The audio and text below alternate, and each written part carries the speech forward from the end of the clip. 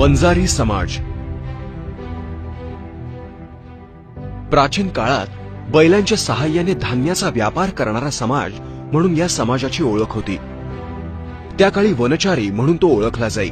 वनचारीवरून पुढे वंजारी हा शब्द रूढ झाला आणि याच नावाने आता हा समाज ओळखला जातो। या समाजात प्रामुख्याने क्षत्रिय व वैश्य असे दोन प्रकार होते। थोडसे इतिहासात जाऊन पाहिलं तर वंजारी समाजातील लोक महाराणा प्रताप यांच्या सैन्यात मोठ्या प्रमाणात होते। महाराणा प्रताप यांचे सरदार मल्ला व फत्ता हे वंजारी समाजाचे होते। 14व्या शतकाच्या शेवटी व 15व्या शतकाच्या सुरुवातीला भारतात भीषण दुष्काळ पडला होता।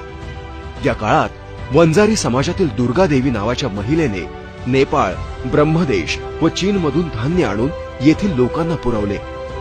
यामुळे इथल्या हजारो लाखो नागरिकांचे प्राण वाचले। त्याचबरोबर 1818 मध्ये मराठवाड्यातील क्रांतीवीर धर्माजी प्रताप मुंडे यांनी निजाम व ब्रिटिशांविरोधातील लढा उभारला व ते या लढ्यात शहीद झाले। मूळचा राजस्थानमधील असलेला हा वंजारी समाज कालांतराने महाराष्ट्रासह आंध्र प्रदेश, कर्नाटक, गुजरात, मध्य प्रदेश, उत्तर प्रदेश, हरियाणा, पंजाब व